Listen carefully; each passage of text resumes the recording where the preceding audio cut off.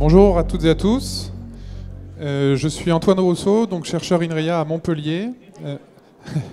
Et j'anime une équipe qui travaille sur les sciences de l'environnement et plus particulièrement sur le littoral. Et donc je remercie INRIA d'avoir organisé cette journée. Merci beaucoup Marie-Agnès et toute l'équipe pour l'organisation de tout ça. Donc je vais vous présenter nos trois invités. On va parler donc de numérique et d'environnement. Donc nous avons ici Madame Isabelle Attard. Donc Isabelle Attard est docteure en archéologie environnementale. C'est une ancienne députée écologiste du Calvados, du côté de Bayeux, et qui est très investie dans la vie citoyenne et, m'a-t-elle dit, maintenant le municipalisme. C'est quelqu'un qui s'est intéressé pendant toute sa mandature beaucoup aux aspects numériques et évidemment aux aspects environnement de par son étiquette politique. Et donc elle va nous aider aujourd'hui à voir un petit peu quels sont les besoins que peuvent avoir des décideurs locaux ou nationaux, quels sont les besoins en termes de modèles et d'outils de décision, encore une fois, pour l'animation autour de l'environnement. Sébastien Danville, à sa droite, pour vous, à sa gauche, pardon, et donc à droite d'Isabelle Attard, est ingénieur de recherche au CNRS. Il est responsable de l'équipe numérique logiciel, en fait, qui produit les logiciels de l'IPSL, l'Institut Pierre-Simon Laplace, qui est une grosse fédération de 9 laboratoires en région parisienne.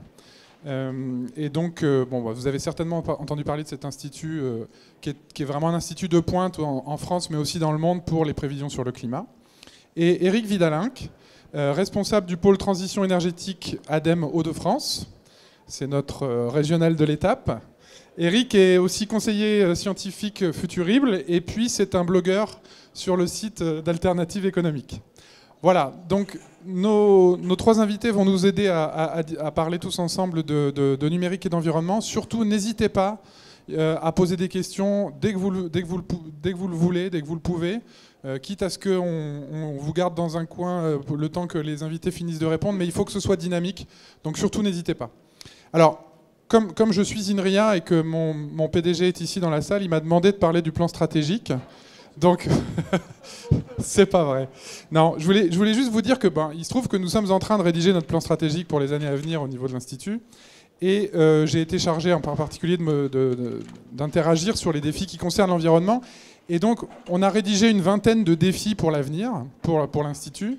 Et il y en a 2 qui tournent autour de l'environnement. Il y en a un qui s'appelle Digitizing Energy, donc la numérisation de l'énergie, qui consiste à la fois à regarder les problèmes de consommation des machines, parce que c'est vraiment une problématique importante aujourd'hui pour l'environnement, et puis évidemment une problématique de production des énergies renouvelables, production avec des énergies nouvelles dans les années à venir, pourquoi pas.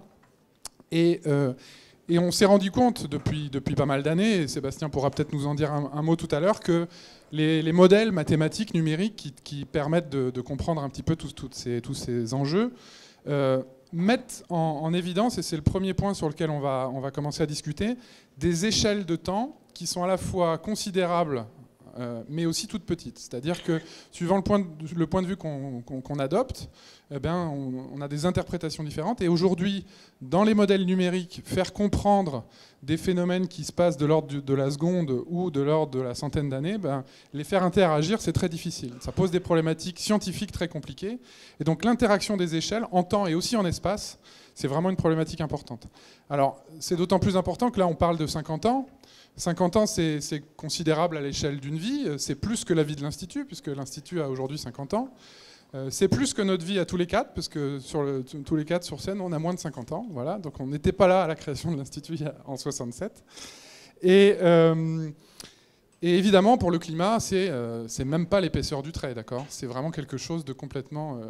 c'est une quantité négligeable, epsilon, comme on dit. Et voilà, je voudrais, Éric, que vous nous disiez déjà un petit peu comment vous voyez là, cette interprétation des temps courts et des temps longs, et les questions que ça pose par rapport à l'environnement. Bonjour à tous.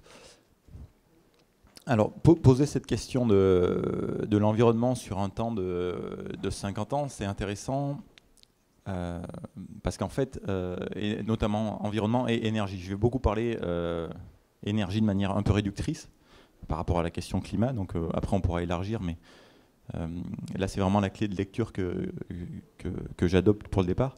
50 ans, en fait, c'est très court parce qu'on est dans un système qui a des inerties considérables. Et c'est en fait le premier point que je voudrais rappeler, qui me semble crucial. Le système énergétique de 2057, il est quasiment donné avec le système qu'on a aujourd'hui et les actions qu'on est en train de faire dans les 5 ou 10 ans qui viennent. Alors ça peut sembler très conservateur de dire ça, c'est en fait assez factuel. Si on prend une centrale de production d'énergie, une centrale nucléaire par exemple, celle qu'on est en train d'essayer de terminer de construire, elle va fonctionner pendant 60 ans.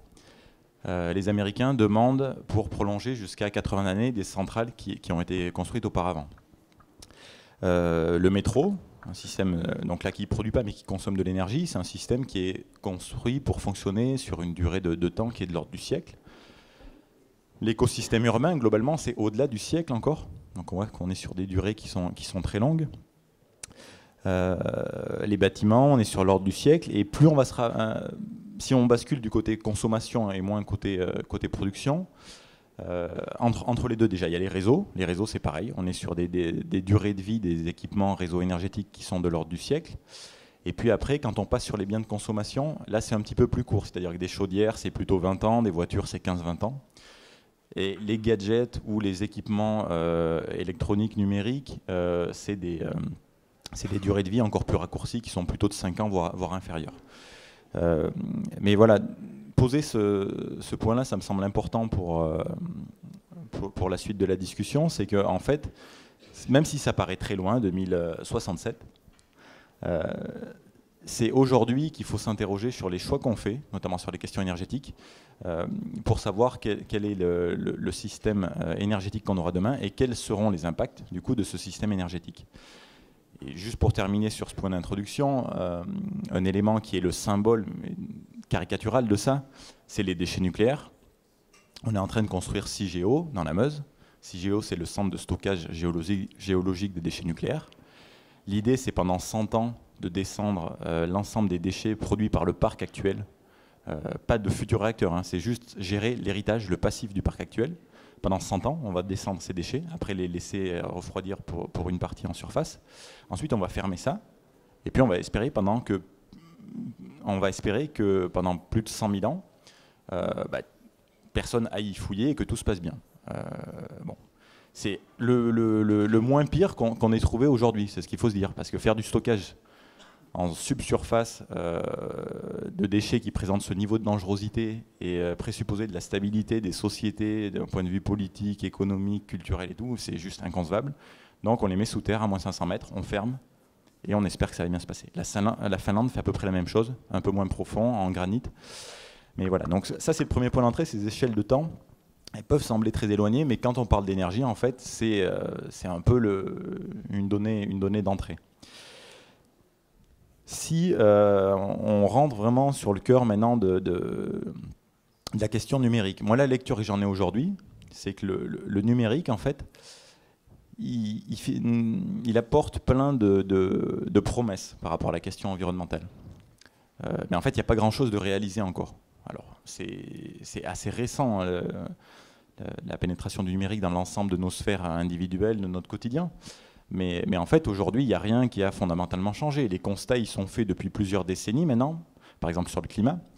Et là, on commence à l'échelle mondiale, parce que c'est ce qui compte, ce n'est pas à l'échelle d'un pays. À l'échelle mondiale, on commence à stabiliser les émissions. Ça fait 3 ans qu'elles n'augmentent plus. Voilà, bon, le numérique, il n'y est pas pour grand-chose, hein. Ce qui compte, c'est les centrales de production qu'on a, quelles énergies on a, l'efficacité des moyens de consommation qu'on a. Et si je dépasse quand même un petit peu cette notion de promesse, selon moi, aujourd'hui, le numérique il permet d'optimiser le système, ce qui est déjà pas mal. Sauf qu'on a un système qui est globalement inefficace. Une voiture, c'est 25% de rendement, les 2 tiers sont perdus en chaleur, alors que vous voulez vous déplacer avec une voiture.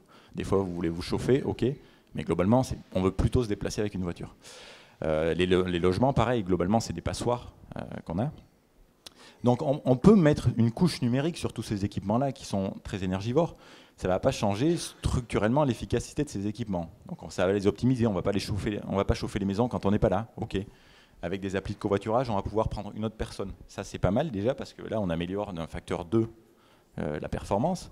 Mais si on optimise juste le moteur, bon, c'est pareil, on va faire quoi, 10-20% de gains, c'est pas considérable. Et il me semble que l'enjeu, c'est vraiment de passer de cette optimisation du système en place à la transformation du système. Mais ça, il me semble que c'est un peu le Graal, c'est absolument pas gagné. Et il y a un auteur, un économiste, auteur américain, Gordon, qui a écrit sur les questions, ça rejoint un peu la table ronde précédente, de croissance économique et de progrès technique. Son dernier ouvrage, c'est The Rise and Fall of American Growth. Et selon lui, en fait, on ne peut pas mettre le numérique au même niveau que les innovations précédentes. Pourquoi ? Parce qu'il repose sur un ensemble d'éléments de notre système socio-technique, notamment des réseaux énergétiques, des maisons, des voitures.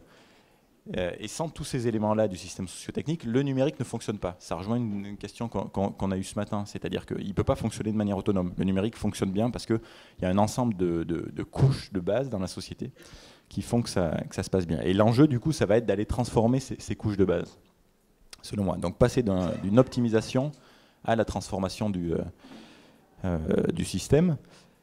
Et pour terminer cette introduction, peut-être rappeler du coup les enjeux climat dont on parle, si on se focalise un petit peu sur la question climatique.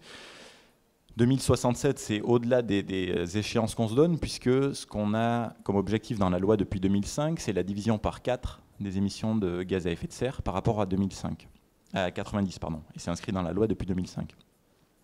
Donc c'est juste considérable, hein, parce que c'est tous les secteurs qui sont impliqués, le bâtiment, les transports, l'agriculture, l'industrie. En gros, tout ça compte pour l'ordre d'un quart. Donc il ne s'agit pas de dire je vais faire un peu plus de vélo, je vais chauffer un peu moins la maison. Il faudra faire tout ça, et tous ensemble. Donc l'enjeu est absolument considérable, et c'est pas 50 ans, mais c'est plutôt 30 ans qui nous restent. Et quand on voit du coup les inerties que je vous ai décrites au début, et ces horizons de temps sur lesquels on sait qu'il faut agir pour le climat, pour éviter d'aller dans des réchauffements qui peuvent avoir des réactions en chaîne assez problématiques, on voit qu'il y a une tension quand même. Et l'enjeu, c'est comment le numérique nous aide à résorber cette tension et à accélérer ce qui doit l'être. Merci. Isabelle Inter, sur cette histoire du temps long et des décisions. Déjà, bonjour tout le monde, et puis merci à l'INRIAD pour cette invitation à participer à cette projection à 50 ans. Donc oui, député écologiste et responsable beaucoup des questions numériques, ça peut paraître complètement contradictoire, puisque souvent on nous disait que les écologistes étaient le retour à la bougie. Et moi, je m'occupais du numérique, donc voilà, c'était un peu difficile pendant 5 ans d'être confronté à cette contradiction permanente. Moi, je trouvais ça très important qu'Éric place cette question du temps long déjà en introduction comme élément de réflexion, tout simplement parce que ce temps long et le numérique. Alors, juste en aparté, la dernière fois que j'ai parlé des travaux de l'INRIA dans l'hémicycle, c'était sur les algorithmes, et c'était dans un article de Rue 89. Je me suis fait humilier par Bernard Cazeneuve ce jour-là, donc depuis, j'ai pu reciter l'INRIA. Non, c'est pas à cause de ça. Il vaudrait mieux ne plus reciter Bernard Cazeneuve et continuer à citer l'INRIA. Ouais, voilà, c'est ça. C'est exactement ça. Non, mais c'était une petite aparté. Je m'y risquerai plus. Non, c'est une blague. En tant qu'élu, et là, certes, j'étais députée, mais que ce soit élu local, départemental, régional, je pense que nous avons tous besoin aujourd'hui, et encore plus qu'avant, parce qu'il y a cette urgence qui arrive, parce qu'on sait très bien maintenant avec les travaux du GIEC, justement, qu'on n'a plus tant d'années que ça à perdre en tergiversation. Et Éric le disait, maintenant, c'est pas juste faire des économies d'eau avec sa brosse à dents ou bien prendre le vélo de temps en temps, c'est tout, et de façon rapide et forte. Donc nous, en tant qu'élus, j'ai tendance à dire que nous avons besoin de modélisation, de différents scénarios qui obligent à la réflexion, parce que, en tant que décideurs des politiques publiques, on a la responsabilité de ce qui va se passer dans les 10, 20, 30, 40, et effectivement sur un temps très long dans notre pays, dans notre commune ou dans notre région. Et on doit tous s'y mettre, c'est pas juste une commune et c'est pas juste un pays. Donc on est sur ce temps long avec un besoin de projection en prenant en compte finalement toutes les données possibles, et seul le numérique permet aujourd'hui d'y arriver et de faire ses propositions. Maintenant, ces propositions, il faut qu'elles soient entendues. Je veux bien vous faire travailler pour des prunes, mais ça n'aurait pas beaucoup de sens. Il faut que les élus soient capables d'entendre et de prendre en considération tous ces scénarios qui sont le fruit de votre travail. Alors certes, on a le travail de l'ADEME qui a fait le 100% renouvelable pour 2050, et heureusement. Je pense qu'on a besoin de tout le monde sur ce secteur et pas que de l'ADEME. Et pourquoi est-ce que ça coince ? Parce que justement, pour le moment, en tout cas à mon échelle, on est là pour en discuter ensuite, je n'ai vu ce travail de long terme et de réflexion grâce aux modélisations que, on va dire, dans la partie Europe du Nord. Donc avec quelques exemples précis, puisque j'y vivais et j'étais assez bien placée pour le savoir. L'île de Samsø au Danemark, dont on a beaucoup parlé ces temps-ci, l'île de Samsø est autonome. Elle a certes que 3700 habitants, mais elle est totalement autonome en énergie renouvelable. Elle se paye même le luxe d'avoir un festival rock. La ville de Göteborg a réfléchi à un projet de ville verte sur 2035. Donc on est sur ce temps long dont parlait Eric, on n'est pas sur des échéances électorales. C'est important, j'y reviendrai après. Malmö qui a un projet de ville 100% verte pour 2030. Et ce même cerise sur le gâteau, vous avez la ville de Kiruna en Laponie qui a prévu une modification profonde de sa ville sur 100 ans. Je crois que je n'ai jamais encore entendu parler d'une telle projection, on va dire, dans notre pays. Et Stockholm, qui est la seule ville européenne à être en dessous du seuil de tolérance pour les particules fines recommandé par l'OMS. Donc vous voyez qu'il y a des pays qui, d'une façon extrêmement pragmatique, parce qu'ils économisent de l'argent, ça il faut bien l'avoir en tête quand on est des décideurs, le pragmatisme scandinave, c'est faisons des économies en faisant de la prévention. Et de cette façon, nous vivrons mieux, plus longtemps, meilleure santé, et donc nous économiserons de l'argent après sur les soins, sur les problèmes énergétiques, etc.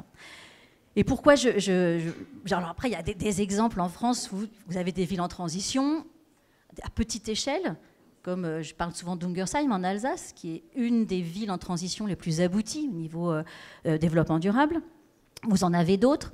Mais pourquoi est-ce que chez nous, nous avons ce décalage, cette non-utilisation du travail des chercheurs, parce que là, je le maintiens, quand on cherche à avoir des données fiables et qu'on les utilise en tant qu'élus, personne ne nous écoute, en général, et ça, c'est 5 ans d'hémicycle qui vous parlent, parce qu'il y a ce temps court des élections, et que nous sommes un pays où, pour être réélu, c'est le clientélisme qui compte, encore aujourd'hui, même si les Français vont vous dire « Ah non, je suis contre la corruption », en fait, ce n'est pas tout à fait le cas.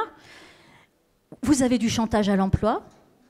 Quand je suis face à une entreprise de transport routier, je vais leur dire, vous savez, c'est pas tout à fait ça l'avenir. Ça serait bien aujourd'hui de prévoir sur les 15-20 prochaines années le fait que vous allez devoir réduire le personnel et qu'on va tout faire dans ce pays pour avoir du fret de marchandises efficace. On est ridicule au niveau du fret. Donc c'est difficile d'avoir à dire ça à un chef d'entreprise, de lui dire, vous savez, l'avenir, le modernisme, c'est pas spécialement le transport routier.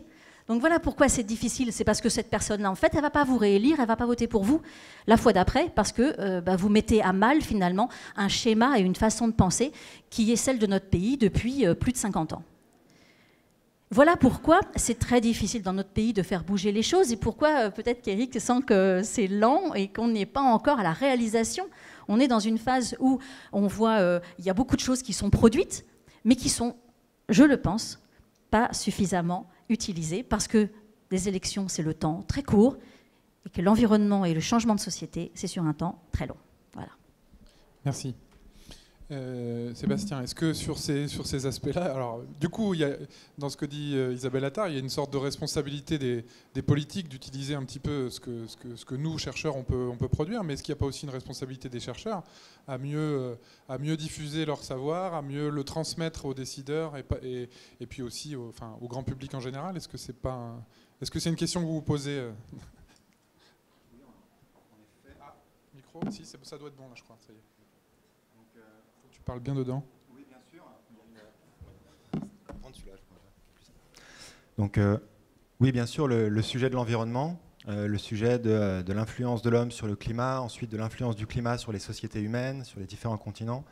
Donc ce sont des sujets qui ont pris une ampleur importante relativement récemment, même si au niveau académique, l'influence est démontrée depuis un certain temps, mais voilà, au niveau de la société, mon sentiment est que ça a infusé, diffusé, fait discuter depuis relativement peu de temps. Donc là, pour moi, on est dans le temps court de la prise de conscience collective. Ensuite, si je prends mon point de vue, mon travail, je travaille dans un institut de recherche sur le climat, on développe des modèles numériques qui sont une représentation simplifiée de la réalité, avec lesquels on réalise des expériences, on leur fait subir des protocoles expérimentaux pour essayer de comprendre comment le climat fonctionne et qu'est-ce qui peut le faire bouger, le déstabiliser. Donc si on reprend 1967, donc là aussi, je dirais que c'est une science assez jeune, les sciences de l'environnement en général. Donc en 1967, c'était les balbutiements de la météorologie opérationnelle, finalement. On commençait à avoir la puissance de calcul et les connaissances nécessaires pour commencer à programmer les ordinateurs pour essayer de projeter ce que serait la météo dans une heure, quelques jours, voire plus. Et puis aussi, grâce au numérique, dans toutes ses composantes, on y reviendra plus tard, le numérique, elle a plusieurs axes de développement, mais une des composantes très importantes pour la météo à cette époque-là, c'était les observations. On avait des systèmes d'observation qui se déployaient. Et donc là, sur l'Internet des objets, le monde connecté et les observations en général, je pense qu'il y a beaucoup à dire. C'est un vivier d'innovation. Ensuite, sur les chercheurs, on est rythmé par les cycles de recherche, les prospectives des laboratoires. Le GIEC et ses rapports aussi est une composante du rythme, c'est-à-dire tous les 7 ans. Je ne sais pas à quel point vous êtes familier de ces rapports-là, mais tous les 7 ans, le GIEC, le Groupement international d'experts sur le climat, publie un rapport qui se veut l'état de l'art de la connaissance sur le climat en général. Donc, une des bases de ces rapports réguliers, ce sont donc des campagnes de simulation au niveau international qui sont coordonnées pour réaliser des simulations. Donc, il y a une vingtaine de groupes au niveau mondial capables de construire un modèle de climat.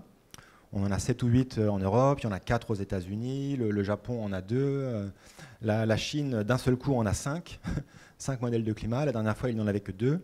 L'Inde aussi rentre dans la danse, si j'ose dire, de ce club, disons, d'instituts de recherche capables de construire un modèle de climat.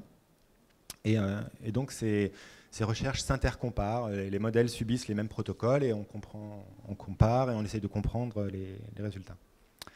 Donc ça, j'ai envie de dire, c'était le business as usual pendant de nombreuses années. Il y avait peu de prise finalement dans la société sur ces questions-là, même si depuis les années 90, le message est constant. Il y a des avancées scientifiques, bien sûr, mais le message est constant. Et donc depuis peu, les instituts de recherche, on leur pose la question, mais alors, pour mon continent, pour mon pays, pour mon territoire, pour ma ville, quel impact, quelle influence, quel est l'impact, quels sont les impacts d'un changement climatique suivant différents scénarios d'évolution. Et là, c'est vrai que les instituts de recherche doivent aussi muter, développer de nouvelles relations, de nouvelles interfaces pour répondre à ces questions-là, d'autant qu'elles posent aussi des challenges scientifiques nouveaux qui n'étaient pas forcément dans la routine des instituts de recherche. Voilà. Donc il y a vraiment de nouvelles interfaces à construire, beaucoup de discussions au sein des labos, presque philosophiques. Quelle est notre raison d'être ?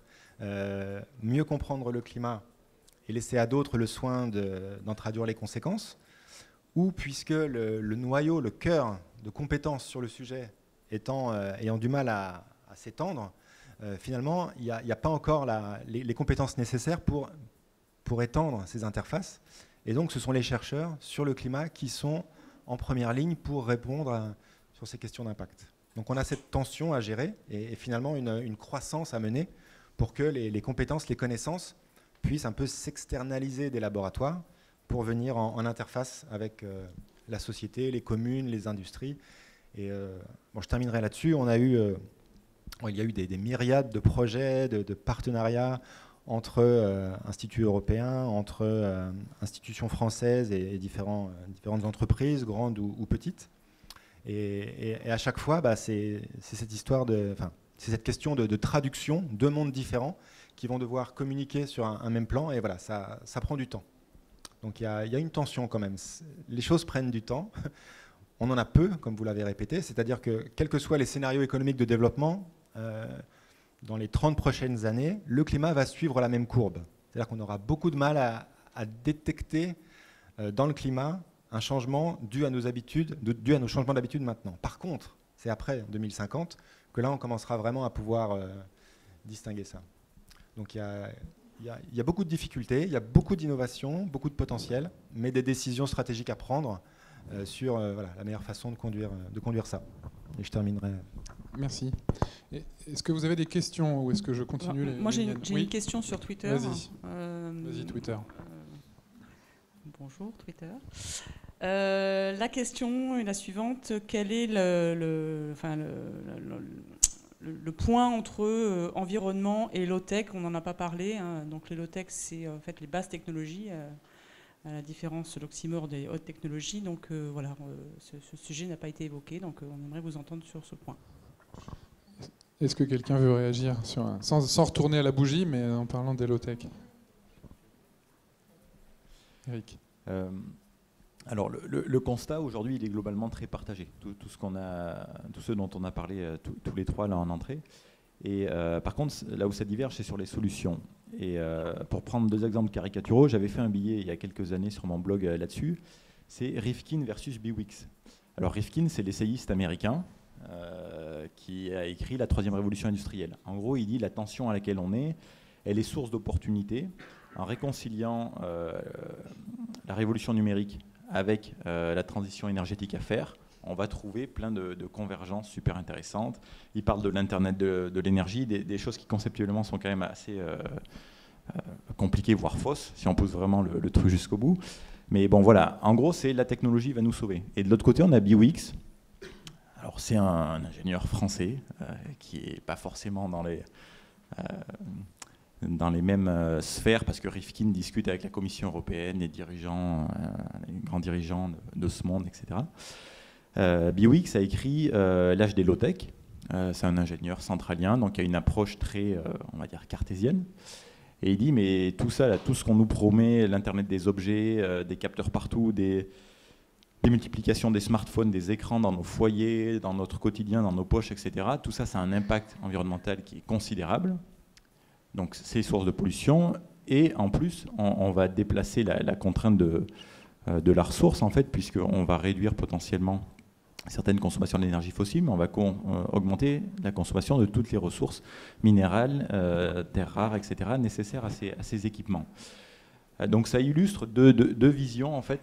Je ne sais pas s'il y en a une qui est fondamentalement meilleure que l'autre. Moi je pense qu'il y a vraiment un enjeu qui est d'articuler du high-tech.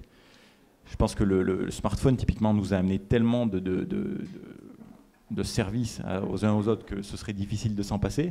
Mais en même temps, ce que je disais tout à l'heure, pour le moment, c'est des promesses sur le plan environnemental. Ça n'a pas transformé.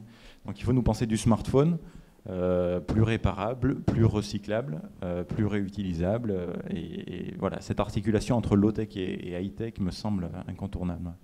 Isabelle Attard, est-ce que le modernisme versus le low-tech, est-ce que vous voulez nous dire quelque chose là-dessus? Je sens que oui. Oui, mais je suis entièrement d'accord avec ce qui vient d'être dit, parce que le numérique comme outil ne doit pas être un poids ou un boulet, finalement, face à la protection de l'environnement. Et enfin, on n'en est même plus à la protection ou à la préservation, c'est même plus des mots que j'utilise. Moi, j'utilise plutôt le fait est-ce qu'on est encore capable aujourd'hui d'inventer un modèle économique qui ne détériore pas encore plus la terre sur laquelle nous sommes. Alors, on peut réfléchir on peut réfléchir dans 20 colloques sur le travail de demain, etc., etc. Si la planète ne peut plus accueillir l'espèce humaine, ça n'aura pas servi à grand-chose. C'est pour ça que les questions environnementales restent quand même au cœur de nos préoccupations, parce que tout en découle. On parlait de modernisme, mais c'est ça en fait par rapport au low-tech. C'est qu'est-ce que c'est qu'être moderne aujourd'hui? C'est cette question-là. C'est pas la même question. En tout cas, c'est pas les mêmes réponses qu'on pouvait avoir il y a 30 ou 40 ans à la question qu'est-ce qu'être moderne, ou même il y a simplement 10 ans. Aujourd'hui, être moderne, être dans l'air du temps et des préoccupations d'aujourd'hui, c'est certainement d'avoir l'empreinte carbone la plus faible possible. C'est travailler sur les scénarios zéro déchet, sur zéro pollution, sur les déplacements doux, etc. C'est peut-être ça le modernisme. Est-ce que le modernisme, c'est de prendre le bus alors qu'il y a des lignes de train qui existent ? Par exemple, ça peut parler des questions qu'on pourrait aborder. Est-ce qu'on peut réfléchir au train du futur au lieu de continuer à consommer des énergies fossiles ? Et c'est cette réflexion-là, effectivement, qui est posée par Twitter avec simplement 140 caractères et qui, finalement, à mes yeux, est extrêmement importante parce que aujourd'hui, je terminerai juste par ça, on a des développements numériques, des applications, des jeux, des serious games qui sont extrêmement passionnants. Pour qui veut se projeter, voilà, je suis futur décideur, j'ai envie de regarder quel impact sur ma commune, etc., a telle décision fiscale, tel encouragement dans l'éducation, etc. Alors moi, je n'ai pas retrouvé le jeu sur lequel je m'étais le plus éclaté, mais vous avez énormément de serious games comme Démocratie 2-3, Sim Politique, Eversim. Et pour ceux qui ont envie d'être bêta-testeurs d'une application qui va bientôt être lancée, ce sera sur politics-simulator.com. Voilà, ce sont des applications numériques, finalement. C'est pas bien méchant. Ça permet de prendre en considération énormément de critères pour savoir si on est capable, finalement, de gérer la ville du futur ou le pays du futur. Mais en tout cas, sur la question de qu'est-ce qu'être moderne aujourd'hui, en 2017, me semble importante d'être posée sincèrement. Merci.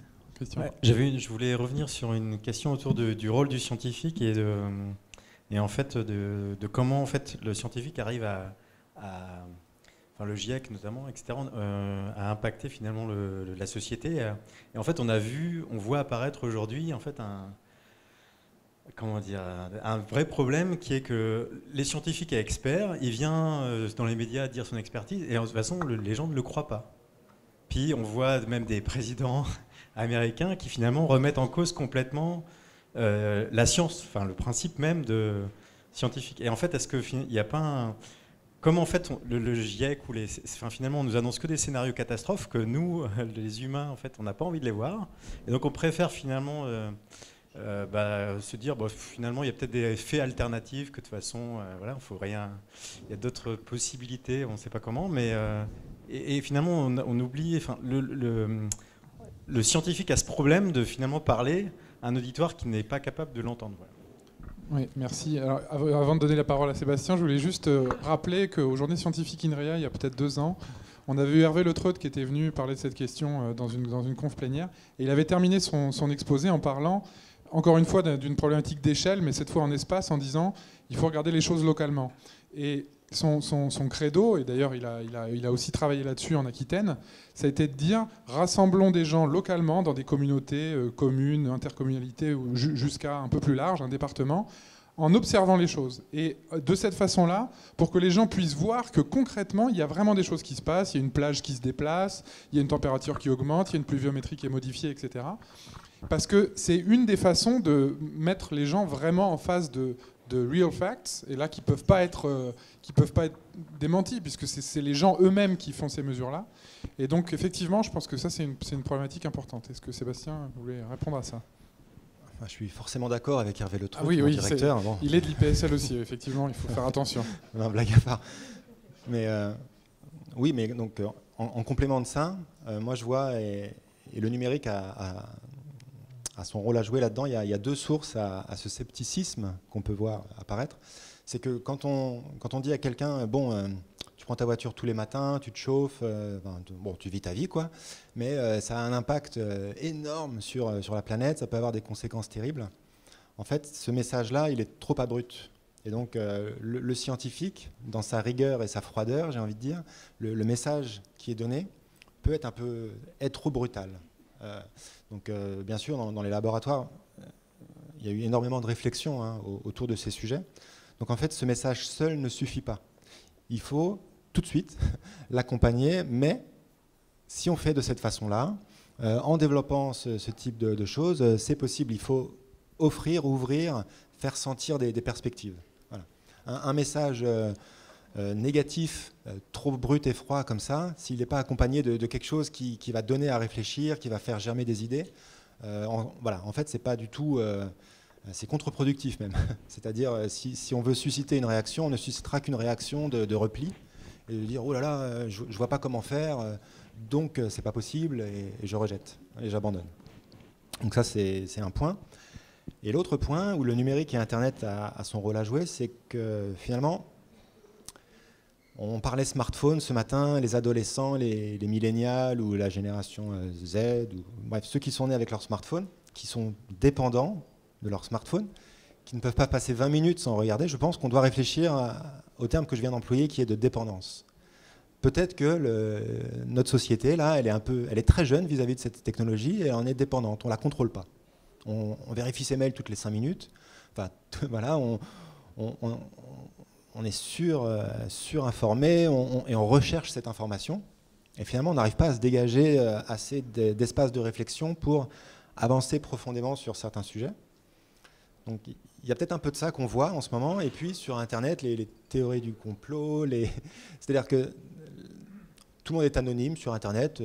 Les gens, clairement, enfin, les personnes se lâchent un peu, quoi. C'est-à-dire, on voit sur Internet des choses qu'on ne verrait jamais dans une salle comme ça. Il y a un filtre qui saute. Et ensuite, c'est incontrôlable, quoi. Voilà. Donc, je dirais, c'est les deux. Donc, il faut, pour que le message soit bien reçu et qu'on réfléchisse sur le message qui est donné, il faut travailler sur ces deux points-là. Faire attention à Internet, s'améliorer dans la communication, hein, ce n'est pas forcément le point fort dans tous les labos de recherche, mais c'est important. Et puis, donner à voir des perspectives, des solutions. Voilà. Le constat seul n'est pas suffisant. Il faut des perspectives, sinon... Eric ? Alors, pour répondre par rapport à la première proposition de Sébastien, je pense qu'on est vraiment dans un domaine qui est complexe. C'est comment, en gros, on amène de l'information aux citoyens. Parce que l'exemple que tu prenais, de dire tu utilises trop la voiture, tu te chauffes trop, ça a un impact très fort. Alors c'est une manière de communiquer qui ne marche pas parce que ça culpabilise trop, etc. Il y a une autre manière qui est parfois utilisée. Enfin, c'est pas une manière de communiquer, c'est plus une réaction de l'individu lambda. C'est de dire, mais en fait, moi je prends ma voiture, mais ça compte pour rien. En France, il y a 35 millions de voitures. Dans le monde, on doit être à 2 milliards aujourd'hui. Donc ma voiture toute seule ne change rien. Mon logement, qu'il soit efficace ou pas, que je me chauffe trop ou pas, ça ne change rien. Et c'est vrai, en fait. Et donc là, il nous faut réussir à répondre à cette question de manière autrement que de manière rationnelle. On a le même, en fait, dilemme en économie ou dans le vote. En économie, par exemple, on dit que sur un marché, individuellement, je ne suis pas faiseur de prix. Parce que, selon la théorie classique, atomicité des agents, il y a tellement d'acheteurs, tellement de vendeurs, que personne individuellement ne fait le prix. Pourtant, le prix final sur le marché est bien le résultat de l'interaction de tout le monde. On accepte les deux propositions. Dans le vote, de la même manière, on est d'accord que si je vais voter ou si je ne vais pas voter, ça ne change rien au résultat final. Pourtant, le résultat final est bien le résultat du vote de tout le monde, y compris le mien. Et donc ces analogies illustrent le fait qu'il nous faut amener du symbolique, du récit, raconter une histoire. Il n'y a pas que du rationnel là-dedans. C'est-à-dire qu'à un moment, il faut que la personne comprenne que oui, toute seule, ça ne change rien. Et pourtant, c'est bien son action, avec l'ensemble des autres, qui fera le résultat final. Et là, on est face à quelque chose qui est extrêmement compliqué. Mais pour le vote, on l'accepte, quoi, cette idée-là. En économie, c'est un truc qui est plus un truc de spécialiste. Mais pour le vote, en tout cas, chacun accepte le fait que son vote ne va rien changer. Et pourtant, il y a quand même la moitié des gens, ou les 2/3, selon les élections, qui vont voter, quoi. Merci. Une autre question. Oui, enfin on a des chercheurs en fait à Lille 2 qui travaillent en développement durable, notamment sur les modèles économiques durables. Et on a remarqué une chose qui est très intéressante, hein, c'est que finalement, on a deux domaines où en fait les enfants socialisent les parents, ce qu'on appelle nous la socialisation inversée. C'est le développement durable, d'accord, et la technologie, l'usage des technologies. Et c'est extrêmement intéressant puisqu'on a une personne qui a fait sa thèse en fait sur le tri des déchets et sur justement cette sensibilisation. Et on s'aperçoit au travers des résultats, c'est pour justement pouvoir comment transmettre et comment transmettre au grand public, on s'aperçoit que les enfants, en fait, quand ils sont formés en maternelle, donc à partir de 3, 4, 5 ans, on les forme au tri des déchets, et on s'aperçoit, donc au terme des études qu'elle a faites, que effectivement ce sont les enfants, ça passe par les enfants, ça passera par les enfants et les jeunes, qui socialisent les parents dans un comportement responsable. Et ça, c'est assez intéressant parce que, aussi bien dans l'appropriation des technologies, on voit bien les petits-enfants apprendre aux seniors à utiliser les technologies, mais dans le développement durable, c'est vrai qu'aujourd'hui, moi je vois nos étudiants, honnêtement, j'ai fait le test il y a 15 jours, j'ai dit qui passe son permis dans la promo. Alors nous, la première chose qu'on faisait à 18 ans, c'était passer notre permis. J'en avais peut-être 10 sur 40 qui ont levé la main, parce qu'aujourd'hui, déjà, même les jeunes de 20, 25 ans se disent, bah non, finalement, on a le covoiturage, on a le train. Donc, la socialisation inversée, je pense que ça peut être un bon vecteur. Je crois que la socialisation, elle passe par les enfants, quoi. Alors, je vais donner la parole à Isabelle Attard. Je voudrais juste raconter une toute petite expérience personnelle qui fait écho à ça. La fête de la science commence là, et on est nombreux dans cette salle à avoir fait des interventions devant les collèges et lycées, et même parfois des écoles plus petites. Dans mon petit village du Gard, 2500 habitants, population très gardoise et donc rurale, j'ai fait pendant plusieurs années des exposés dans la salle des fêtes municipales le vendredi soir de la fête de la science, où j'avais entre 10 et 15 personnes, et en général des ingénieurs, les 3 ingénieurs du coin et les 5 profs du coin. Donc ça servait rigoureusement à rien. Et au bout d'un moment, en fait, en discutant avec les enseignants, et je fais ça maintenant depuis plusieurs années, on fait des choses dans les classes, le jeudi et le vendredi, on fait des manips avec les gamins, donc on leur montre des avalanches avec du sucre et des œufs, etc. Et puis ensuite on les simule sur ordinateur, évidemment c'est moi qui le fais, on les aide, etc.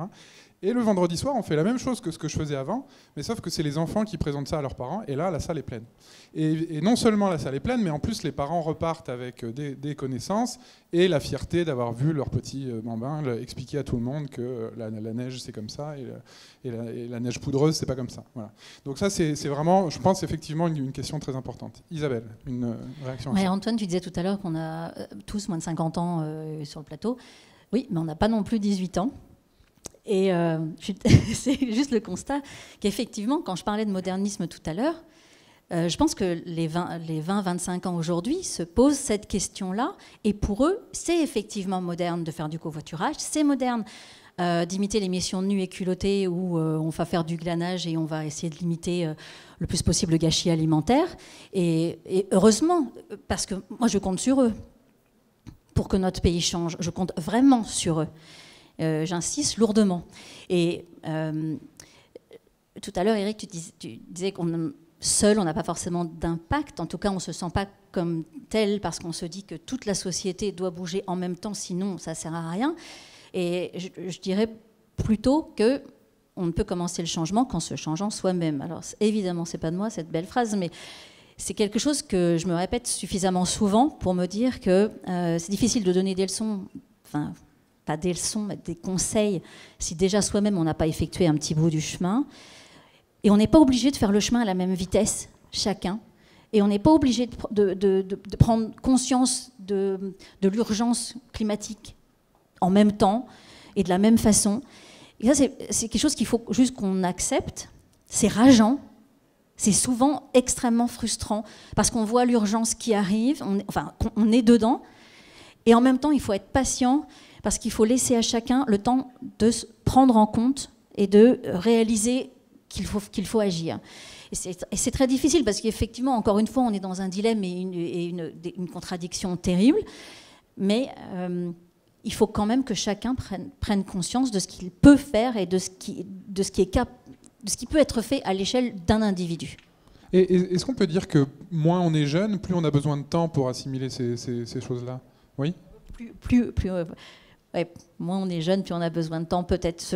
Ça dépend. Des fois, on a un déclic dans la vie qui fait qu'on va s'en rendre compte à un certain moment parce que vous allez prendre conscience que l'action d'un groupe, et je prendrai ton exemple, Antoine, je suis désolée, non, mais la production d'énergie locale, production locale d'énergie, contrairement à un parc, des centrales nucléaires qu'on va prolonger de manière, je ne sais pas, indéfinie, je ne sais pas encore, mais j'attends de voir.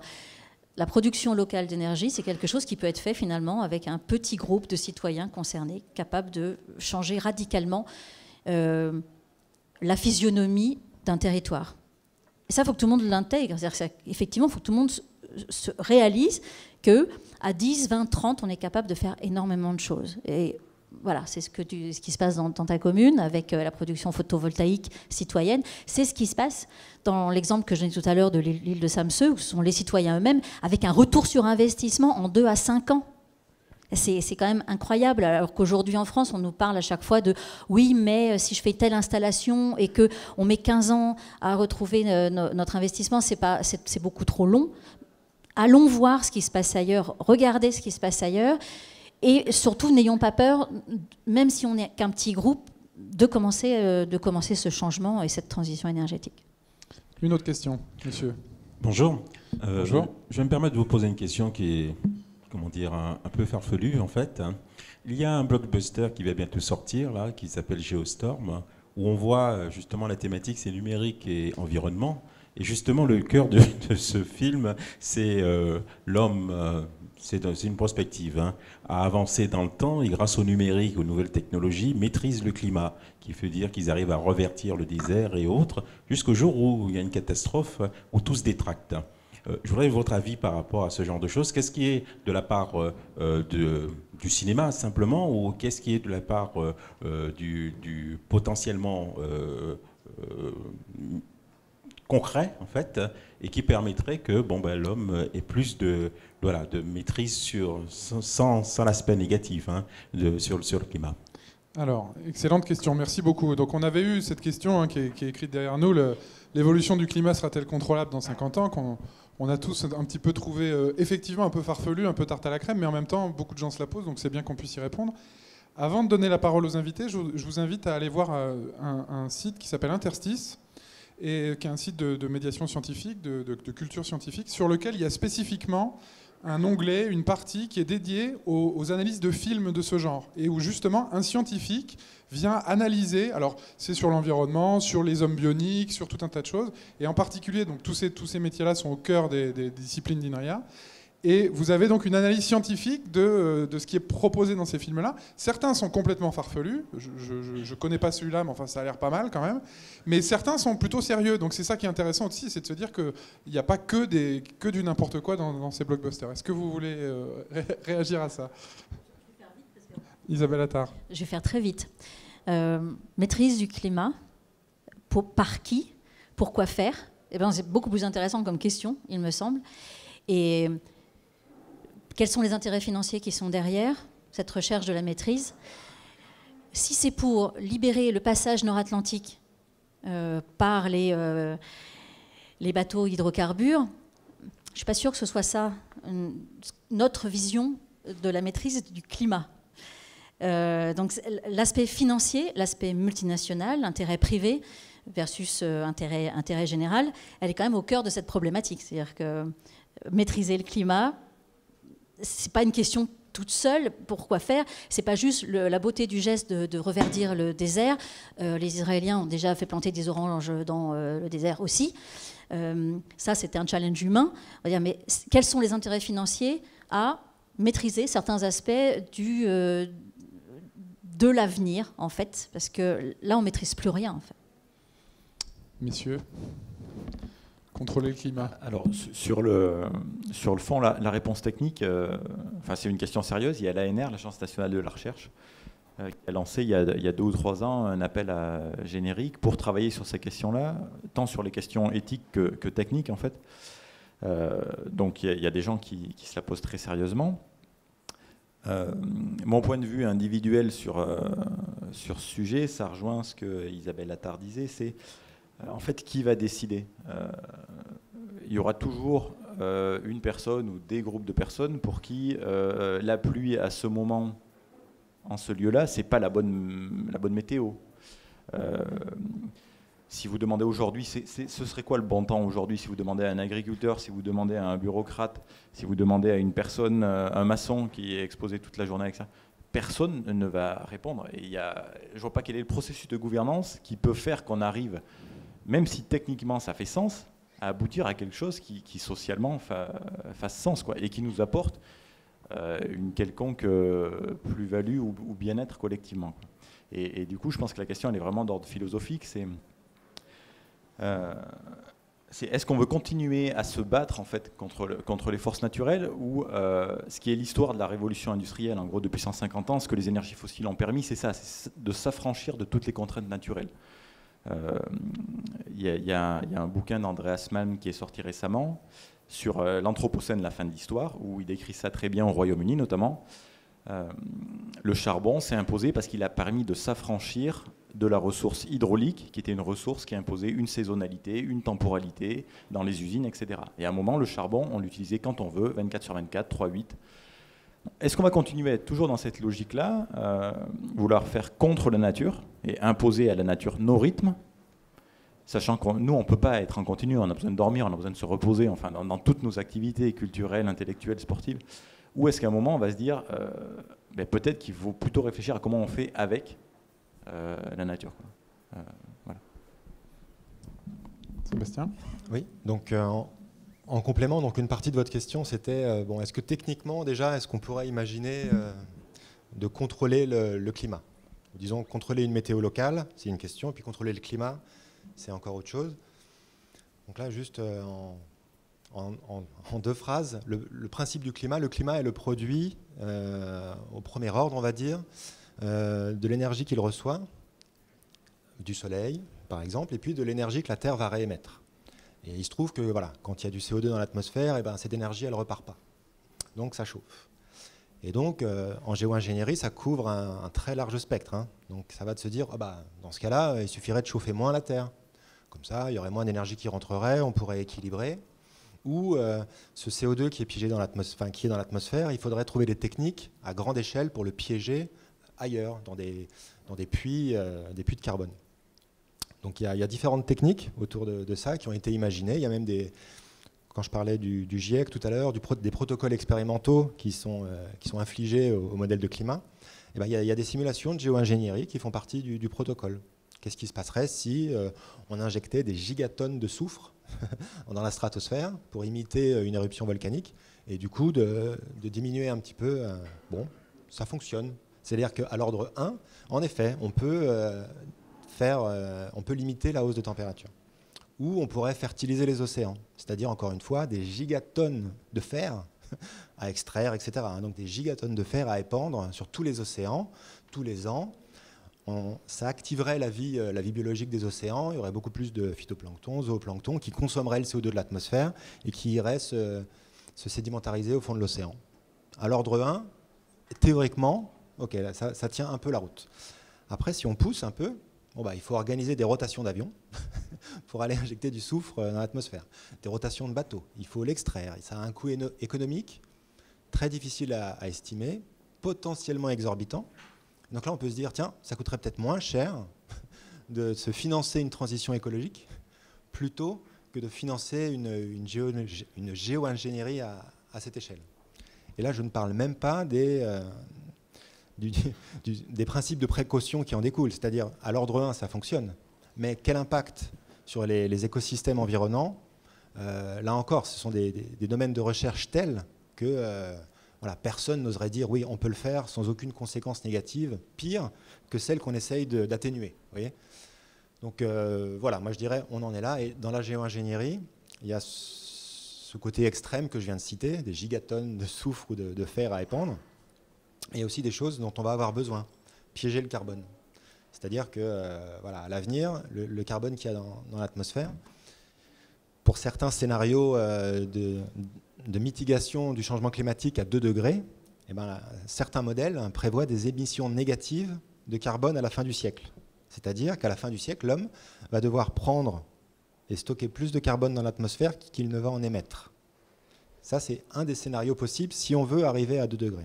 Et donc ça nécessite aussi des développements technologiques extrêmement importants. C'est une forme de géo-ingénierie, mais plutôt dans une ambition d'atténuation.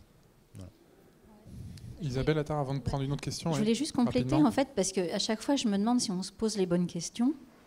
Et la question, ça serait plutôt, est-on capable de faire face à un changement climatique dans nos sociétés? Parce que là, c'est l'archéologue qui parle, il y a 6000 ans, il y a eu effectivement un changement climatique profond avec l'Atlantique, avec des modifications de plusieurs degrés supplémentaires, entre autres avec des conséquences en Scandinavie très fortes. Mais les sociétés à ce moment-là, il y a 6000 ans, étaient nettement plus résilientes et pouvaient s'adapter. Et la question c'est, est-ce que nos sociétés sont capables aujourd'hui de s'adapter sans trop de dégâts à des modifications climatiques? Et là, je parle comme si c'était des modifications naturelles, alors qu'on sait très bien aujourd'hui que les modifications climatiques ne le sont pas. Mais encore une fois, je rejoins la question, et ce que disait Eric par rapport au low-tech tout à l'heure, c'est avons-nous une société qui est capable de ne pas toujours compter sur le numérique ou sur les écrans ou sur les terres rares? Est-ce qu'on sait aujourd'hui quelles sont nos priorités?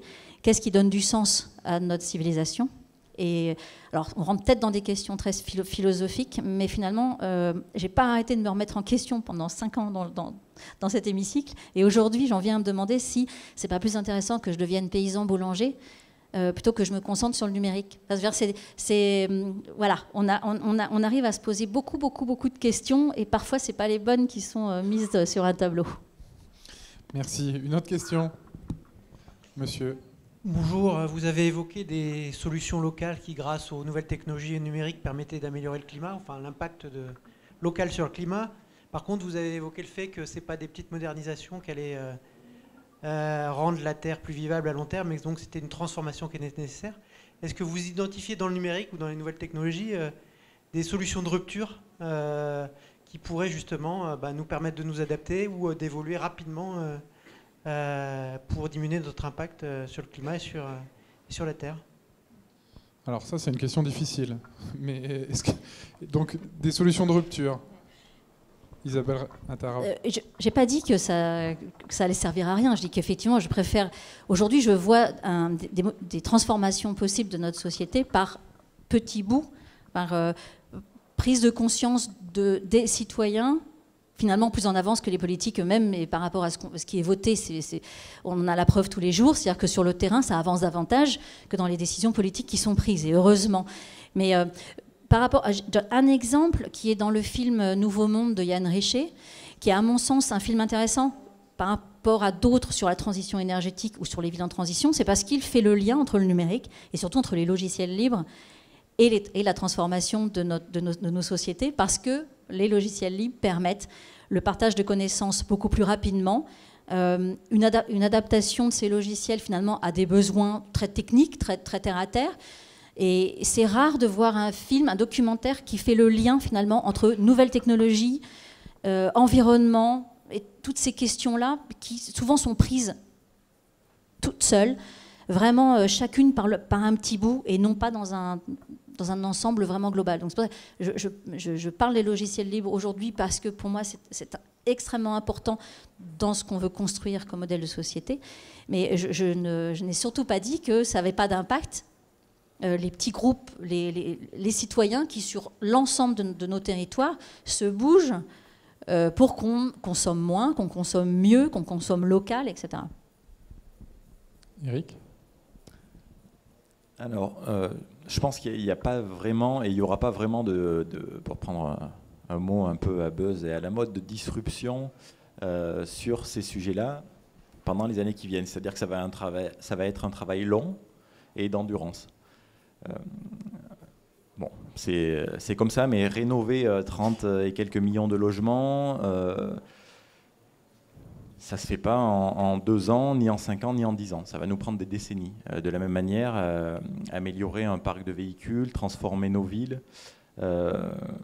installer des dizaines de milliers d'éoliennes, ça ne se fait pas en 2 ou 5 ans. Tout ça, ça va prendre des durées très longues. S'il fallait juste sortir une technologie qui potentiellement a un caractère disruptif, allez, les véhicules autonomes. Pourquoi ? Parce que, enfin, électrique. Pourquoi cette technologie-là ? Parce qu'en fait, c'est une technologie, c'est ce que Gors appelait les technologies Carrefour, qui va permettre de la travailler différemment et qu'on va pouvoir inscrire dans un système socio-technique différemment. C'est-à-dire que si on fait la voiture autonome, comme on l'a aujourd'hui. En gros, une voiture thermique que je possède, que j'utilise tout seul, je fais rouler 5 sièges et j'en occupe un seul, les 4 autres étant en vide en permanence, on est d'accord, ça ne sert à rien, si ce n'est à rouler pendant 10 heures et aller au fin fond de l'Auvergne pour un week-end, mais ça ne sert à rien d'un point de vue énergétique, environnemental. Par contre, si la voiture autonome, elle est électrique, déjà elle a un rendement qui est 3 à 4 fois supérieur à un véhicule thermique. Donc déjà c'est pas mal. Ensuite, si on la partage via des applications, on va encore gagner un facteur 2, 3 sur l'efficacité énergétique de ce véhicule. Et si on n'est pas propriétaire, comme les systèmes d'autopartage, on va enlever des véhicules des rues. Donc là, on voit que si on pense cet objet technique dans un système socio-technique, avec des usages, des modes de propriété radicalement différents, c'est intéressant. Si on le pense comme ça, ça peut être assez disruptif et se diffuser plus rapidement que prévu, parce qu'aujourd'hui c'est très cher, mais si on la partage cette voiture, ça veut dire qu'on mutualise les investissements. Donc ça peut se diffuser beaucoup plus vite. Donc voilà un exemple d'une technologie qui, pensée différemment, peut être extrêmement intéressante. Si on attend de vendre du véhicule autonome comme on vend les voitures aujourd'hui, ça ne changera rien. Sébastien ? Donc dans cette ligne de ce que pourrait apporter le numérique dans cette phase de transition énergétique ou de transition économique vers des modes de production moins carbonés, nous, ce qu'on observe dans les outils qu'on utilise, aujourd'hui, c'est vraiment 2 axes qui se développent très, très fortement. On l'a un petit peu évoqué ce matin. Donc il y a cette notion d'intelligence artificielle et la notion d'Internet des objets. L'Internet des objets, depuis ce matin, tout le monde pense smartphone, etc. Mais on pourrait aussi penser petits capteurs. On pourrait imaginer des drones équipés de différentes caméras, c'est-à-dire éventuellement finalement un réseau d'observation et de compréhension de notre environnement, en particulier les villes, puisqu'on se rend bien compte que là où on doit progresser, c'est dans les villes. C'est-à-dire que la ville est une source de carbone extrêmement forte. Donc on se dit, tiens, c'est un bon candidat pour essayer de calmer le jeu, entre guillemets. Et donc, que peuvent nous apporter ces nouvelles technologies d'Internet des objets ? Je ne pense pas vraiment aux smartphones, à vrai dire, mais plutôt petits capteurs, drones, voilà, et intelligence artificielle. Donc on pourrait se dire déjà efficacité des politiques publiques. Tiens, dans une commune, on se dit, tiens, on va faire ça. Comment on mesure l'impact sur précisément ce qu'on voulait impacter finalement ? Et là, typiquement, des petites caméras, une intelligence artificielle pourrait aider. Je prends un exemple très simple. Aux États-Unis, ils sont en train de déployer ce qu'ils appellent un réseau. Je pense que certaines villes françaises vont le faire. Ça vient de commencer. L'INRIA est peut-être partenaire. Voilà, je m'en excuse si j'ai raté ça. Mais donc aux États-Unis, ça s'appelle The Array of Things. Et donc, ils déploient des petits capteurs de température, de gaz, de molécules polluantes, voilà, la pollution dans les villes, de caméras, etc. Dotés, embarqués avec des cartes accélératrices de calcul et des algorithmes d'intelligence artificielle qui vont donc détecter les passants qui soient en vélo, le vélo de la ville, leur vélo personnel, qu'ils aient un casque ou pas. Donc typiquement, la question qu'ils avaient envie de poser, c'est ok, on met des Vélib partout. Mais en tout cas, je viens de Paris. À Paris, il y a cette espèce de légende urbaine ou pas, on ne sait pas trop. Les Vélib, c'est dangereux, ils conduisent n'importe comment. En fait, attention. Et donc, grâce à ce réseau de petites caméras, et donc les programmes d'intelligence artificielle sont capables de détecter qui est en vélo, le vélo fourni par la ville, qui a un casque, qui n'en a pas, de faire des statistiques vraiment précises. Donc, c'est un exemple, mais qui pourrait nous dire que, grâce à ça, on pourrait mesurer plus efficacement certaines politiques. Après, voilà. Merci. Juste avant de vous donner la parole, monsieur, je voudrais juste faire remarquer aux INRIA qui sont dans la salle qu'on a parlé environnement, modèle, Internet des objets, logiciel libre, intelligence artificielle, véhicule autonome, et puis sécurité, les gens qui portent des casques ou qui n'en portent pas. Est-ce que ça pose aussi des problématiques de éthique de savoir que ces gens-là... Voilà, donc c'est quand même des sujets qui nous intéressent et on pourrait presque refaire un atelier sur le plan stratégique. Je vous en prie, allez-y. Oui, bonjour. Je suis responsable informatique dans un groupe d'assurance pas très loin de chez nous. Et par définition, notre activité est encore extrêmement consommatrice en papier, beaucoup de papier. Moi, je pense qu'un des arguments forts serait déjà de pousser le réglementaire pour donner déjà un peu plus de valeur sur la valeur du numérique là-dessus. On arrive à des choses complètement aberrantes où parfois on reçoit des documents mail, on doit les imprimer, ce qui est fabuleux quand même, parce que on se doit d'avoir des valeurs papier. Deuxième question, toujours dans mon entreprise, il y a un mois, on est passé au bulletin de salaire numérique. Génial. Nous aussi. Bulletin de salaire dans le coffre-fort, très bien. Mais il y a à peu près 1000 salariés dans notre groupe. J'ai 10% de personnes qui n'ont pas voulu, qui ont continué à vouloir le papier. C'est impressionnant. Et quand on échange avec ces gens-là, j'ai même des personnes chez moi à l'informatique. Je dis, qu'est-ce qui te gêne au numérique ? Il me dit, ouais, mais non, c'est absurde, parce que moi, derrière, je sais que je vais devoir me connecter, consommer de l'énergie de par mon ordinateur pour aller faire ceci, pour aller faire cela, et puis selon les besoins, de toute façon, je vais devoir le réimprimer, etc. etc. Donc, je dirais, il y a des messages qu'on a du mal à faire passer parce qu'on a des comportements de ce type.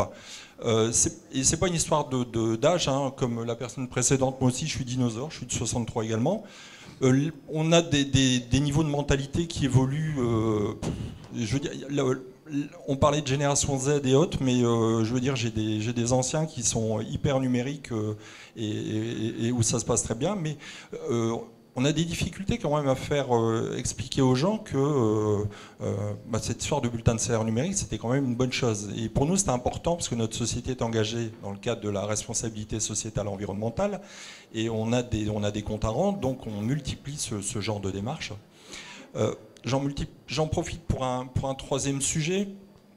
Nous avons une salle informatique qui busille et qui tourne à fond 24 heures sur 24, 7 jours sur 7. Donc cette salle, il y a des tonnes de serveurs, même si on a virtualisé, on a quand même beaucoup de machines physiques, donc ça tourne. Pour pouvoir compenser ça, on met des clims. Et pas qu'une seule clim. Au début, j'en avais une, et puis à un moment, elle est tombée en rade.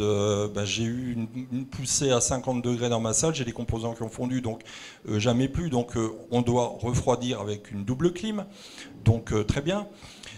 La réflexion, elle est toute récente, hein, puisque j'ai eu l'occasion de visiter un hébergeur, un hoster dans la région, qui m'a fait visiter son site. Lui, par définition, ça chauffe de partout.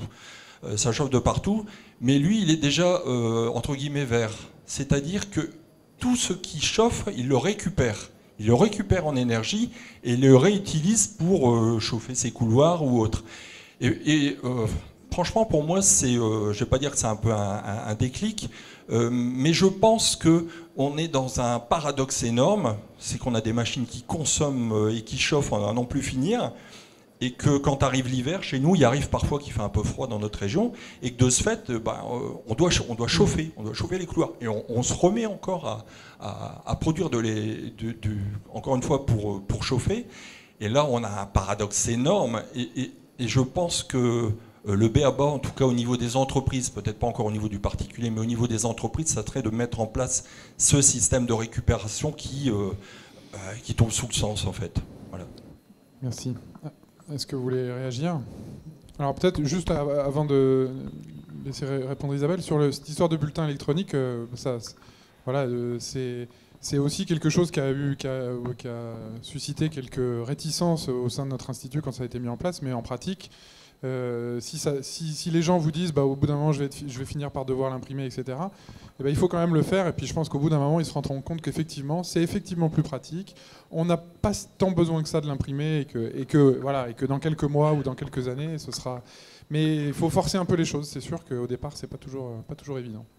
Isabelle. Je suis complètement d'accord avec ce que Antoine vient de dire, et souvent c'est par manque de pédagogie qu'on n'arrive pas à faire passer certains messages. Très mal placé à l'Assemblée. Il m'arrivait parfois de dépenser 3 ramettes de papier en une seule soirée par député. Donc on est extrêmement mal placé, alors que c'est nous qui sommes censés faire les lois pour donner l'exemple. Donc voilà, ça c'est dit. Le jour où l'Assemblée passera sur tablette comme d'autres parlements européens, peut-être qu'on aura franchi un pas dans notre soi-disant institution qui est là pour donner l'exemple, ça c'est dit. Et ensuite, effectivement, j'ai l'exemple d'une petite ville de la périphérie de Grenoble, où je discutais avec le responsable informatique récemment, qui m'expliquait comment ils étaient passés. Alors, ils ont 30 000 habitants à peu près à Fontaine, et ils sont passés au logiciel libre pour économiser de l'argent. Et c'était pas facile. Alors, évidemment, c'est différent de passer du format papier au format numérique, ou l'utilisation du cloud, etc. Là, c'est passer d'un format propriétaire à un format libre. Mais rien que ça peut être extrêmement problématique pour certains, parce que le changement de toute façon fait toujours peur. Il y a cette donnée-là, quel que soit le problème, vous avez le problème du changement. S'il n'y a pas d'accompagnement derrière, c'est foutu, et souvent on va ramer pendant des années pour faire passer une technologie qui est plus efficace et moins chère, parce que la formation, ou alors ça aura été mis de façon brutale. Et aujourd'hui, toute la ville quasiment est passée en libre, et ça pose plus de problème à personne, mais tout dépend aussi de la façon dont c'est fait. Voilà. Eric, une dernière intervention rapide. Sur la question des impressions, on a fait des études et on a publié quelques éléments à l'ADEME là-dessus. En fait, ce qui est compliqué, c'est que ce n'est pas toujours monolithique, les messages qu'on peut avoir. Typiquement sur l'impression, pour faire simple, si on doit imprimer un document qu'on va consulter une seule fois, il vaut mieux éviter de le faire. Par contre, dès lors qu'on va imprimer des documents qui vont éviter d'aller rechercher sur des serveurs, avec des recherches en plus qui passent par des moteurs moteurs de recherche qui vont mobiliser différents serveurs, etc. Là, il vaut mieux imprimer et avoir ce document sur son bureau et aller tous les jours s'y référer. Et du coup, on est dans des situations où c'est difficile d'avoir un message unique qui vaut tout le temps dans toutes les situations pour dire qu'il faut tout le temps bannir l'impression. Ça, c'est le premier élément. Et après, sur les serveurs que vous évoquez, il y a ici OVH, qui est le premier hébergeur européen de mémoire, qui fait ce qu'on appelle du free cooling. Donc, eux, ils refroidissent sans climatisation leurs serveurs. Donc, il y a des choses très exemplaires qui se font ici, dans des anciens bâtiments textiles à Roubaix. Et puis, ce qu'on fait aussi sur certains serveurs dans la région, par exemple à la citadelle d'Arras, on récupère de la chaleur qu'on injecte dans le réseau de chaleur du territoire. Donc, c'est des modes de valorisation de cette chaleur fatale qui sont encore trop ponctuels aujourd'hui, qu'on pourrait systématiser partout, hein, parce que c'est des volumes énergétiques considérables. Mais voilà, on y travaille. Merci, Sébastien Janville.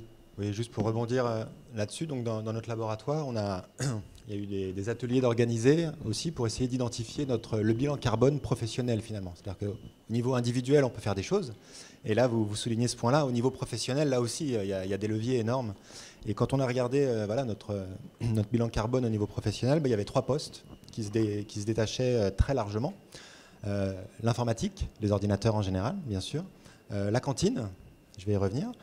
Et les voyages. L'avion, oui. Et l'avion. Donc c'était vraiment les 3 postes à traiter en priorité. Donc sur les salles machines, l'électricité, le cloud, oui, je suis persuadé qu'il y a énormément de choses à faire.